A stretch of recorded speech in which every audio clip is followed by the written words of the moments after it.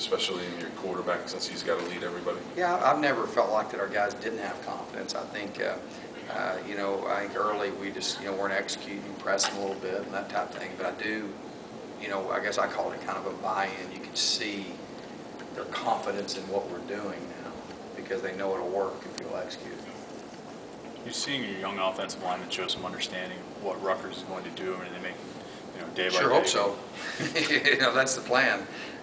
You know, those guys have kind of been, you know, thrown into the fire, and I think that they, you know, are guys that really worked hard this summer and developed themselves this summer, and were prepared for it. So, you know, hopefully we'll be able to get Lucas back.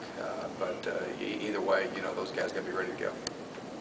Does Rutgers give you a special preparation because of the way Rutgers plays up front, their defensive front? Oh yeah, I mean, I think that they're a pressure-oriented front, so there's a lot of blitzes and things like that we have to.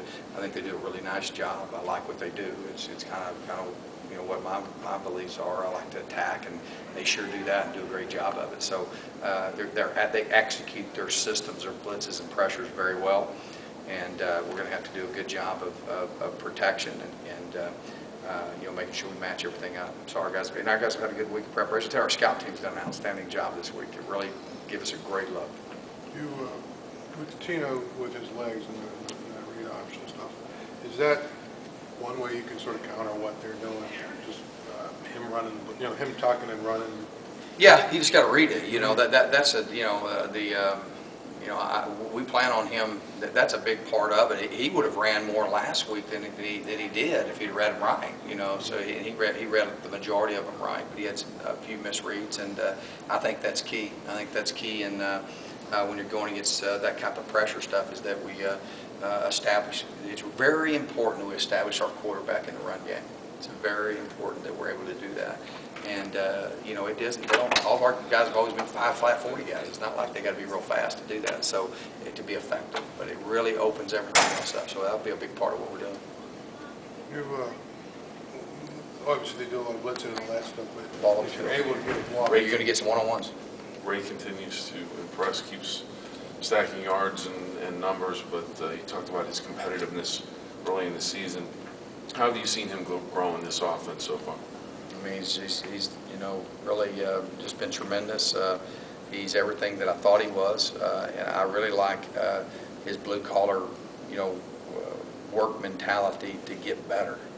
You know, a lot of times the guys are really good players. They tend to just, you know, not be real coachable. He's very coachable and understands that you know, we're designing things to fit him, and it's very important that he get better fundamentally every day. I know this isn't a game about individuals, but is it nice to see him recognized by national groups like Walter Camp and things like that? Yeah. I mean, it's a great honor for our program, nationally for him as well, and for our offense. And you know, we're very excited about that. And you know, that's something that you know, we take a lot of pride in. That you know, we want to win championships, and through that, a lot of those individual accolades will come along. And you know, but the key for us, first and foremost, is win championships. But we're proud of him, and I know that, you know, first thing he did was mention his offensive line and his offensive people on offense, and you know, he's only scratched the surface on what he can do. I really mean that. He can get a whole bunch better.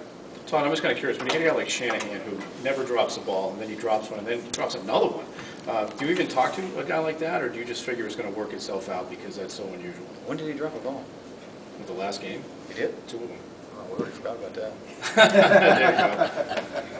No, we don't. No, but seriously, if do you have to give a guy a confidence boost, or do you just kind of figure it back? If you're that fragile, you can't play at this level. Yeah. I mean, you know, you're going to have, you know, you're going to have some plays you win, some plays you lose. You know, you don't get those plays back.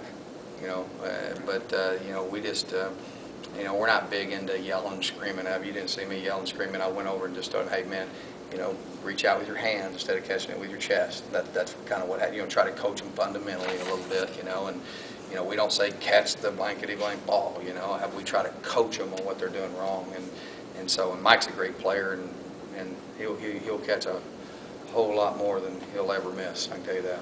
So, I mean, I don't spend much time on that. We don't want him doing that. Catch every one of them. Thanks, Coach.